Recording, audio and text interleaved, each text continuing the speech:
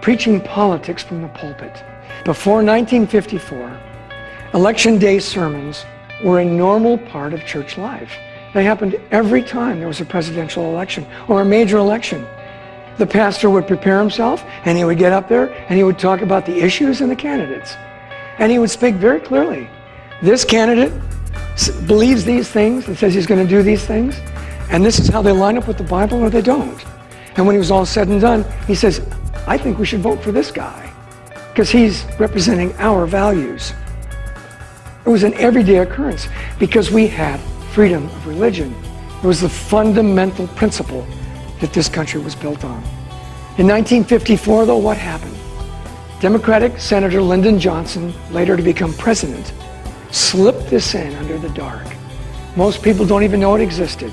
But in 1954, he was able to pass a law amending the IRS tax code, threatening that nonprofits could lose their tax deductions if they spoke out on politics. Since 1954, how many churches have lost their tax-exempt status for endorsing a candidate from their pulpit?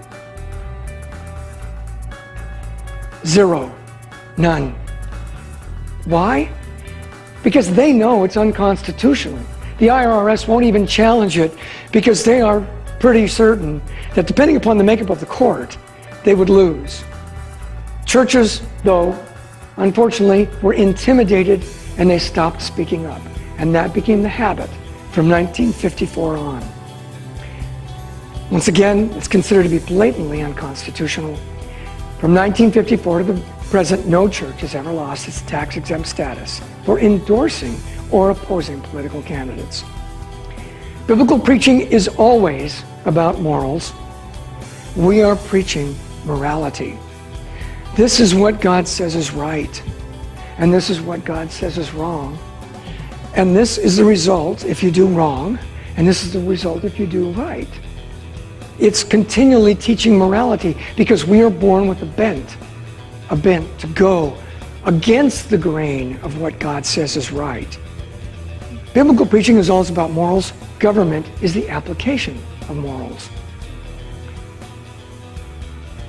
It was the passionate preaching from the pulpits of early America that led to the nation that we have now. The greatest nation by far the world has ever seen. The only nation that is based upon the concept that all of our rights come from God and not from man. A nation truly under God. And it was created because of the passion of the preaching of the pulpits.